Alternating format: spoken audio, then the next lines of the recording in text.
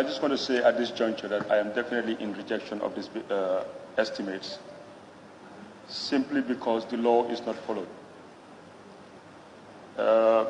Whatever the justifications, as alluded to by my honorable friend from Upper Salem, this can be allowed if at all we are working within the confines of the law.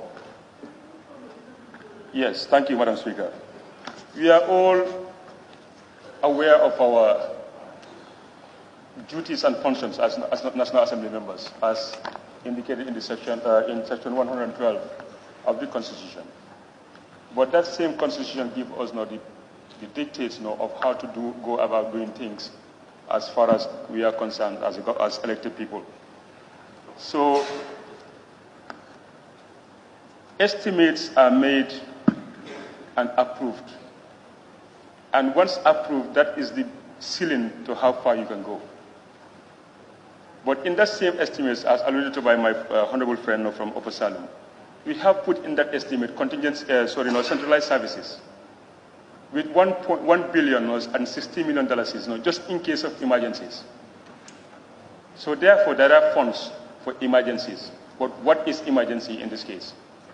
$29 million, on a private jet in New York is not an emergency for me.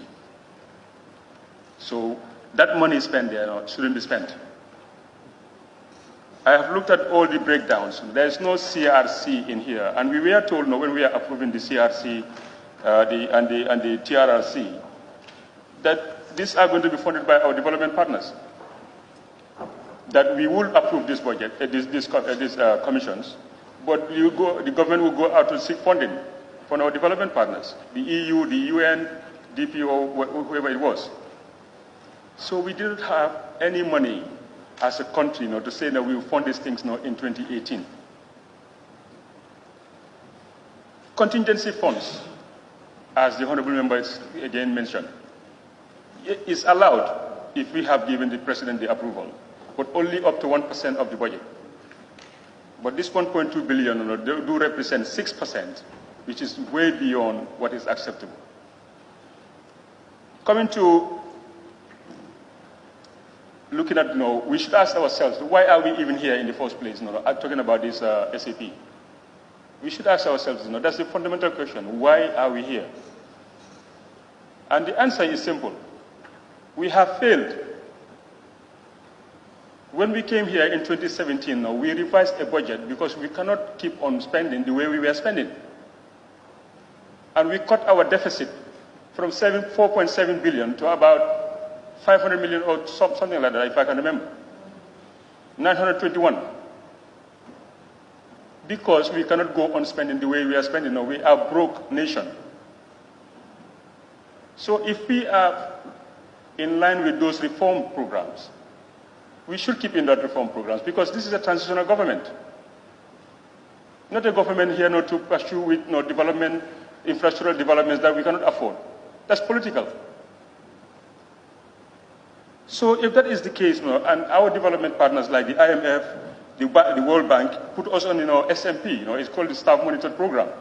We have failed to meet the targets of that program. That's why we haven't received the $8.2 billion that was supposed to go into the budget support. This is why we are borrowing locally. If we had met those targets, we would have got all that $8.2 billion and put it under our budget, and that way we will have no need to put up SAP. And I did ask the question here when the minister put the budget estimates for 2019, that how much of that 8.2 billion was actually received. But my question was not answered. Whether deliberate or not, I don't know why. We have a very important role to play in this new dispensation. And it's not all about coming here and talking about issues, but also to know what the issues really are. Gambia right now is on an extended credit facility with the banks. And we have to meet certain targets there. Otherwise, this 9.9 billion that we are expecting to receive in 2019 will not come. And we'll be receiving more SAPs here. So let's take the precedence as mentioned by some of the honorable members. Let's say no to SAPs. They are not actually realistic. It means we are giving the government the chance to go and spend just because they go over their budget lines. And the minister did mention this in his report earlier, in section 13, 14, and 15,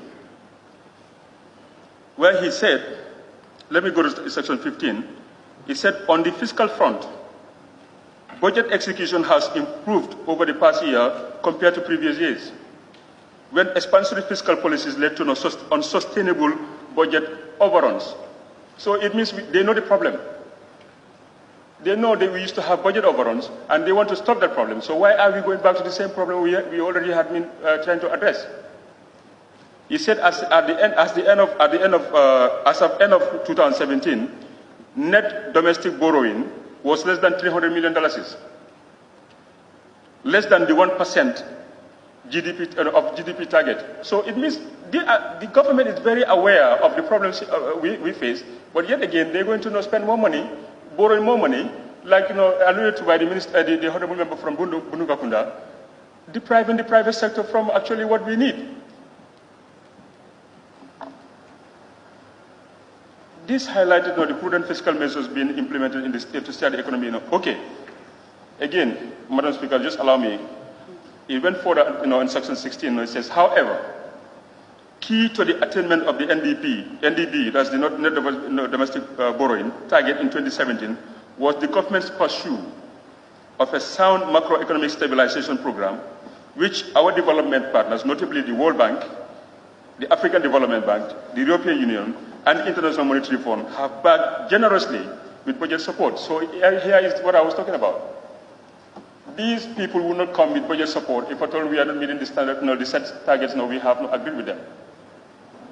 So this is where the problem is, why we are where we are today. And I'm telling you this, I am not going to support this estimate or the bill whatsoever. If that means we go to a lockdown, so be it. But I don't think that's in fact the case. We will get our salaries this month, end of this month. The salaries are already posted. I can tell you that much. But the problem is, they want to scare us to agree to something that's actually not the case. The government should learn that we are a transitional government, and we will stick by those transitional measures until the end. Thank you very much, Madam Speaker. Thank you very much. Can I call on any honorable member to move a motion that we sit beyond 1 o'clock? Yes, Combo East. Thank you.